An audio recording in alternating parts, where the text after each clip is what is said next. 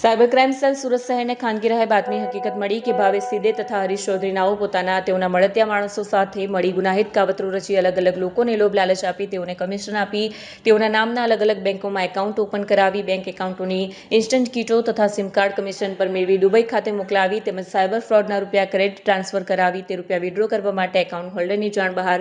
Bank account સાથે link mobile નંબરનો ગેરકાયદેસર ઉપયોગ કરી તેના દ્વારા ઓનલાઈન ટ્રાન્ઝેક્શનો કરવા માટે નેટ બેન્કિંગ એપ્લિકેશનોનો ખોટી રીતે ઉપયોગ કરી તેના દ્વારા સાયબર ફ્રોડના રૂપિયા જુદા જુદા એકાઉન્ટોમાં ટ્રાન્સફર કરી તે રૂપિયા બેંક એકાઉન્ટોમાંથી એટીએમ કાર્ડ દ્વારા વિથડ્રો કરી દેશના જુદા જુદા ભાગોમાં સાયબર ક્રાઇમના ગુના આચરતી ગેંગ સાથે મળી સાયબર ક્રાઇમની પ્રવૃત્તિ કરી રહેલ છે તે બાતમી આધારે રેડ કરતા રેડ દરમિયાન ભાવેશ મનોજભાઈ સિંદેની ધરપકડ કરવામાં આવી છે। સુરત શહેર સાયબર સેલ દ્વારા નાયબ મુખ્યમંત્રી સાહેબની સૂચનાથી ઓપરેશન મ્યુલ હન્ટની કામગીરી સતત ચાલુ રાખવામાં આવ્યું છે અને એ કામગીરી હેઠળ અમે લોકોને એક બાતમી મળી જેમાં એક ગેંગની માહિતી મળી કે એ ગેંગ સુરતમાં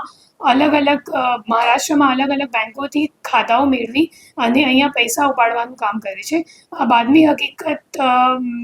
મેળવતા અમે લોકોએ પરમ દિવસે એક રેડ કર્યું। એ રેડમાં ભાવેશ શિંદે કરીને એક મહારાષ્ટ્રનું નેટિવ છે એમની ધરપકડ કરવામાં આવી છે। એમની ભૂમિકા એવી રીતની હતી કે જે લોકો એટીએમ કાર્ડથી પૈસા ઉપાડે છે તો એમનેથી કેશ લેવાનું કામ ભાવેશ કરતો હતો અને ભાવેશ પછી આ કેશ હરીશ ચૌધરીને આપતો હતો। તો આપણી ટીમ પછી હરીશ ચૌધરીને ઘરે પણ ગઈ અને હરીશ ત્યાં મળ્યો નથી પણ એમના રૂમમાં અમે લોકોને 18.5 લાખ જેટલું રોકડ રૂપિયા મળ્યું છે। એના સિવાય 9 ફોન